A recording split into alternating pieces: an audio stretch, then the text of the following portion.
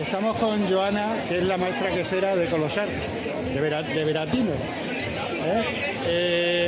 Cuéntanos, Joana, ¿qué queso fabricáis, hacéis en la quesera? Pues tenemos 9 clases de queso, desde el más fresquito, luego tierno, semicurado, blanco con pimentón en aceite, leche cruda, también blanco con pimentón en aceite. Luego hacemos quesos más excepcionales como el tío Aurelio, el escama de pimentón, que es uno de los nuevos quesos que hemos sacado ahora, y el queso azul y el queso boverato.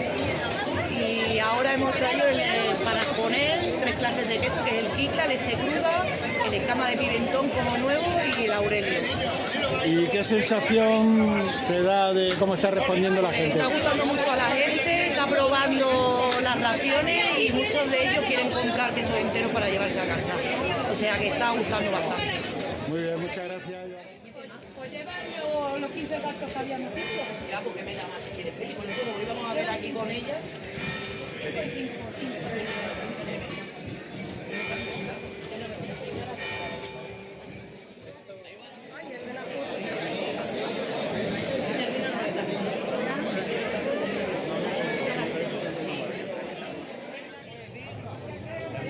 La justita. ¿O se come o no se come? Al rico jamón serrano. Además, si un poquito graso como esto,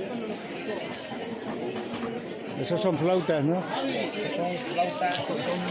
¿Qué pasa, amigo? ¿Qué tal? Estos son flautitas, ¿no?